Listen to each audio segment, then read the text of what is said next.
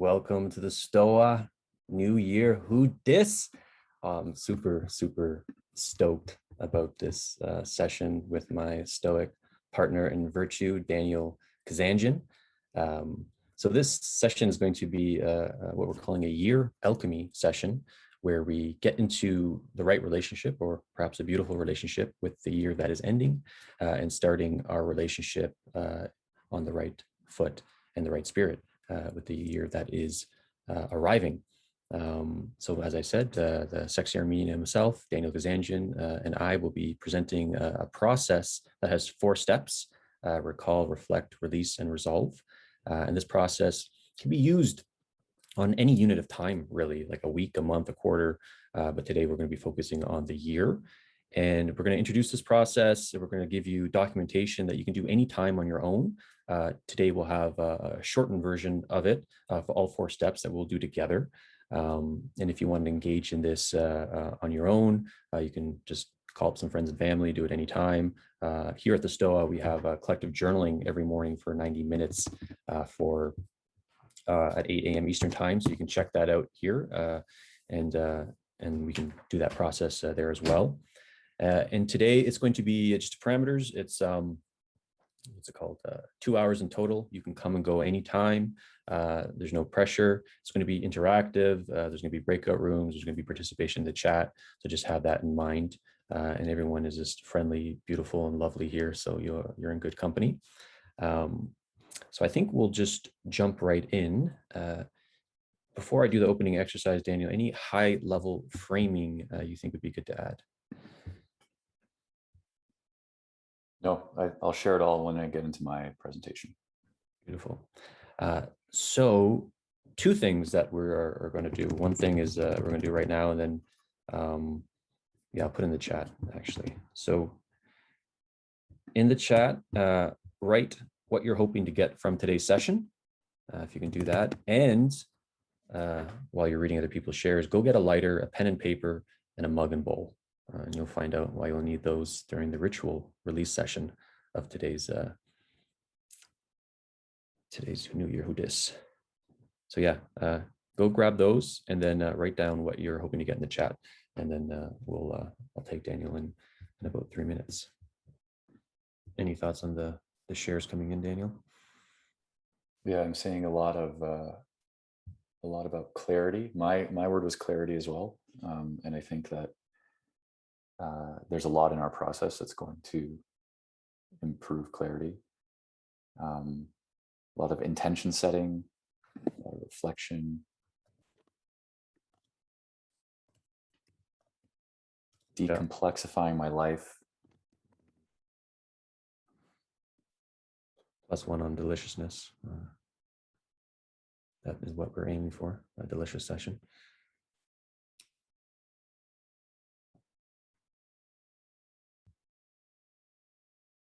Yeah, clarity, integration seems like 2 main themes here. I'm just like each getting more excited. I think everyone came to the right place. Yeah.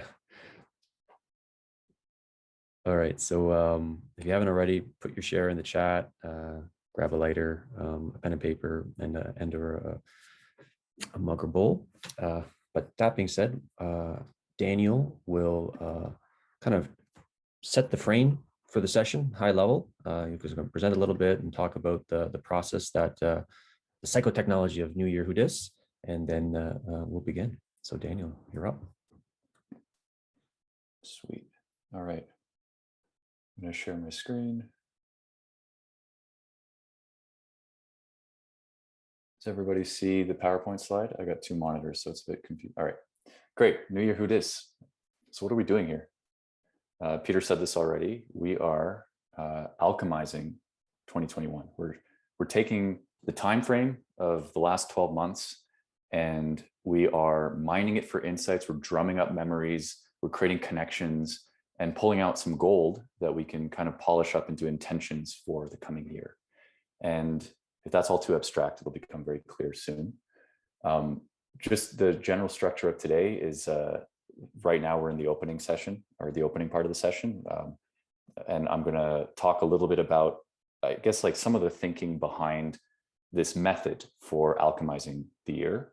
And then I'm going to demo it just a little bit so it gets really, really concrete. And then the rest of it, the bulk of the 2 hours, is going to be participation.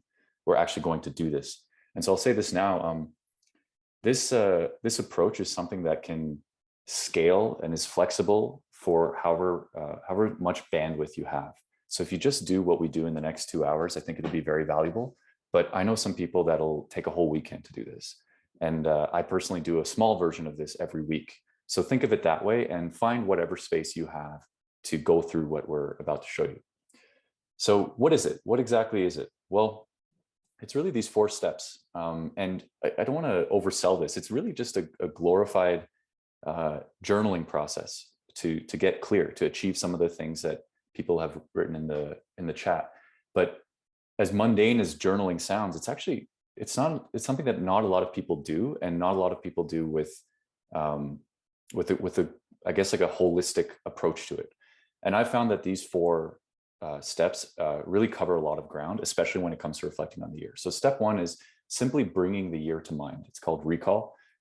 This is just so that you actually remember what happened in the last 12 months. Our memory is not good enough to actually keep that in mind. So you drum up all these memories and events so they're kind of floating in consciousness. Step 2 is, once those are all floating, you draw connections between them and you synthesize some insights. You now are able to see things from a new perspective because you've taken the time to look at them. And then step 3, you're going to have identified some things that probably don't feel so good. Maybe you didn't hit some of your goals, or maybe there were some things you neglected, or there's some things that you have some stuck energy about. And this is a small step to release some of that, or at least flag some things to release later, but to actually leave space to create a better relationship with what's happened before. And then we pause. And then step 4 is resolve. And there's a double meaning to this. This could be resolve some of the things that you've drummed up in the first 3 steps, or make a resolution. And it's a bit of a choose your own adventure type thing. I frame it as making wise intentions for 2022. And that, if you're someone who's like really into goals, that could mean setting goals. But if you're someone who doesn't vibe with goal setting, then there's other options available as well. So why do we do this? Why? What's the whole point of all this? There are many, many reasons, but for this group, I thought I'd highlight this. It's really about the art of living. And if you're at the Stoa, you probably don't need to be sold on this, but the unexamined life is not worth living. And it's really important to know yourself. And those things are really, really hard to do, especially if you don't know where to start. So this is just a place to start in the art of living. With this slide, I kind of like put this as a reminder for myself as well, to remember that although I think that the group here is probably more self-reflective than average. Although you might be a self-reflective person, the process of knowing yourself is endless and deeply mysterious.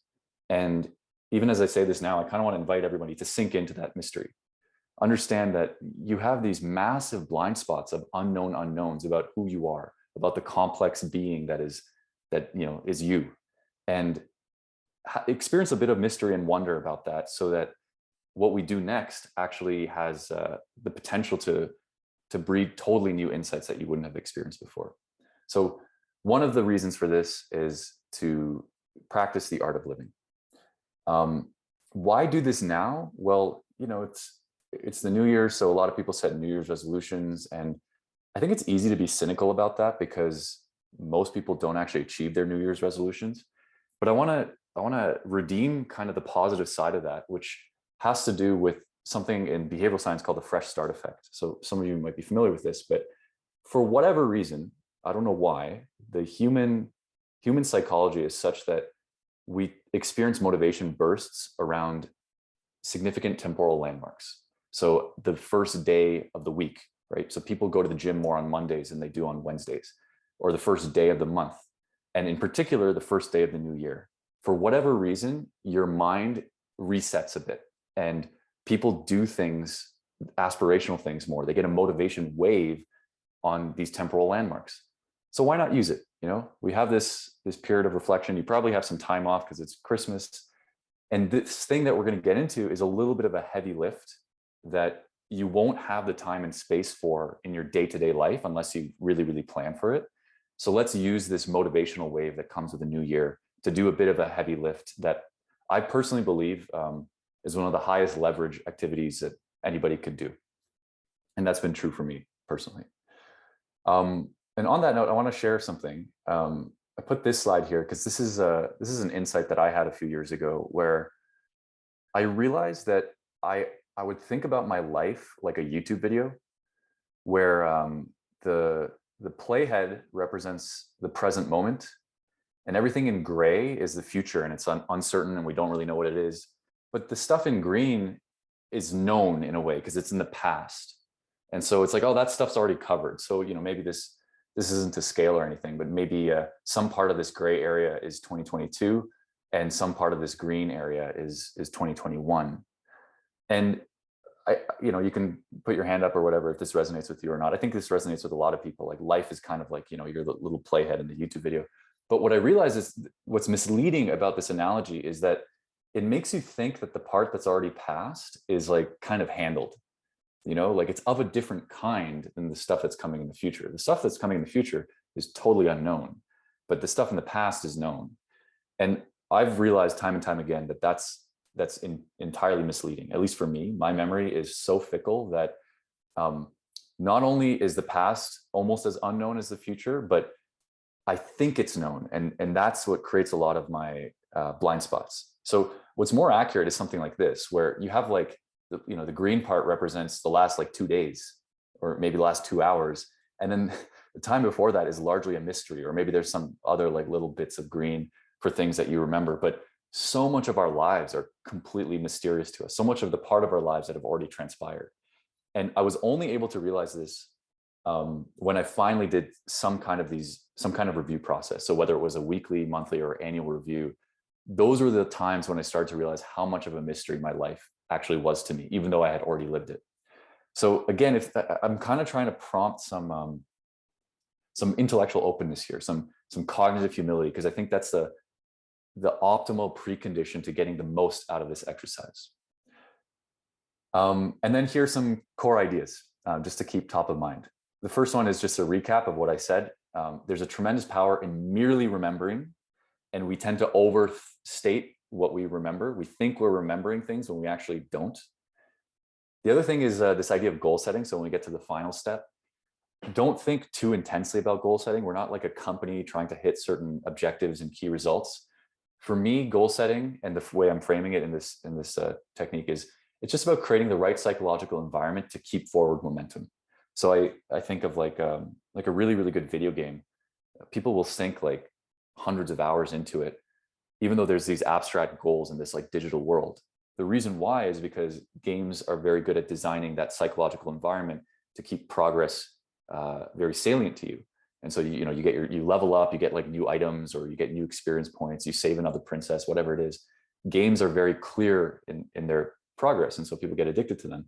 How can you make your life a little bit more like that? How can you, like, goals are just good for introducing some of those dynamics into a motivational schema of your actual life. The other thing is planning, goal setting as well, like another framing that I really like. It's all about increasing your intentionality and prioritization. And that's one of the outcomes from today. And this is from Daniel Schmachtenberger. And then something else that actually came up in our session earlier today. David Allen, he's like the father of modern productivity. He said, don't make goals, clean your toilet. And I'll just leave that as kind of like a Zen koan right now, and it'll become more clear as we get into the process. And then the final theme is this theme of alchemy. Really, if something comes up today that feels like emotionally raw or painful, or like you feel shame or whatever, I encourage you to like lean into it, because that's where the gold tends to lie. And we have habits of avoidance and stuff. So for the next hour and a half or whatever, try and be open to kind of the filthier parts of the year, the darker parts, and see if there's something in there that you can redeem and turn into gold. Okay, now what does this actually look like? I'm going to do a demo, and I hope the screen share is now showing you a Google Doc. Is that right? Okay, so this is it. I said this is basically a journaling exercise, and everything is in this document, which I will share. And I'm going to very, very quickly go over it, and we'll go into more depth in the next participation session. But basically, we have the steps recall, reflect, release, and resolve. And the way you use this document is there's all these prompts in each of these sections that are optional. And I encourage you to pick 3 or more and just go through them and bold the ones that resonate with you. So you might like that one, you might like that one, and maybe you like this one. And then you just do the ones that you selected. It's choose your own adventure. And I tried to put some variety here because not everything is going to resonate with everybody. And really look for like what you feel like doing and what might be useful to you. Don't try to do everything. And I'll also say this document has been largely informed by work by David Allen, the father of Getting Things Done, and Tiago Forte, who also expanded on David Allen's work, and Daniel Schmachtenberger. So like credit where credit's due, like so much of this is just a combination of their wisdom. So you take something, and I encourage you to, like, you'll make a copy of this, and I encourage you to just write your answers in here. Now, if you have your own note-taking tool or whatever that you prefer, feel free to use that, but just keep it super simple. And for this recall section, one tip I'll give you is you might have to rely on other, like your Google Calendar or Spotify, for instance, has this feature that will give you a playlist of the music that you listen to the most that year. If you use Spotify, use that. So there's a lot of digital tools that you can use in recall to remind you about what happened. We'll do one of these together, which we'll get into. For reflect, you just go a little bit deeper. So the prompts here have more to do with evaluations of what happened. Where recall is about bringing things to mind, reflect is about making connections with those things and evaluating. So you'll see, like, what were your biggest disappointments? You might want to bold that. What were your top 3 wins? Who did you kind of neglect? You know, my mom. What made you cry? So you're starting to get a little bit more thoughtful about what's happened in the year. And take a little more time with this section. This is more reflective. And then finally, there's this release section where some of the juicier bits that came up in the last 2 sections, you want to identify and then let go of. And we're going to do a letting go exercise today, but you might want to flag these things to do later, you know, in some other time, like maybe when you're meditating or something like that. After that, we pause, take a break, kind of clear the slate, do something different, and then come back to step 4 with a fresh mind, which is resolve. And it's basically based on the insights and reflections from before. All these prompts are in service of articulating things for the future. So this could be goal setting. This could be making a commitment. This could be as simple as giving yourself a piece of advice. I know some people, they like to have a word that defines the upcoming year. And in this section, I also encourage people to start sharing things. So one of the principles here is we need some form of filter to stop this from blooming into this like endless reflective process that never really goes anywhere. And I think a really powerful filter is have an artifact at the end of the resolve section to share. And that could be as simple as a tweet, or it could be something that you share with someone that you trust, like in conversation, or it could even be emailing your actual like goal list if you come up with a 2022 goal list to someone that you trust. And that's basically it. We're going to review each of the sections as they come up in the live session today. So if that was like too much information, don't worry about it. We'll remind you of the key points right before we take any action on them today. All right. Thanks, Daniel.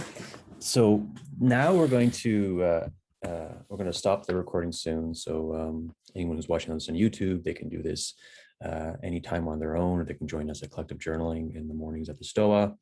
But now we're going to move into like a highly interactive portion of the session. And we're going to be, how the session is going to work is like overall 2 hours, might go a little longer, a little shorter. I'm not really going to keep track of time. You can come and go as you please.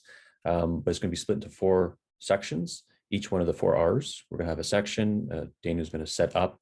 We're going to choose one of the exercises prompts in each one of those categories. Daniel's going to set it up. We're going to have a collective working time where we're going to work in silence for about 15 minutes on each section. And then we're going to have a breakout group and we're going to discuss it. So if you don't want to talk with people, if you don't want to be interactive today, maybe best to slip out now and do this another time because we're going to be jumping into breakout rooms. And so, Daniel, so that document, you're going to share it with them and they can copy it. Is that correct? Yeah, so I just put it in the chat. The permissions should all be good, but let me know if you can't access it for whatever reason, and just make a copy to your own Google Drive that you can work from.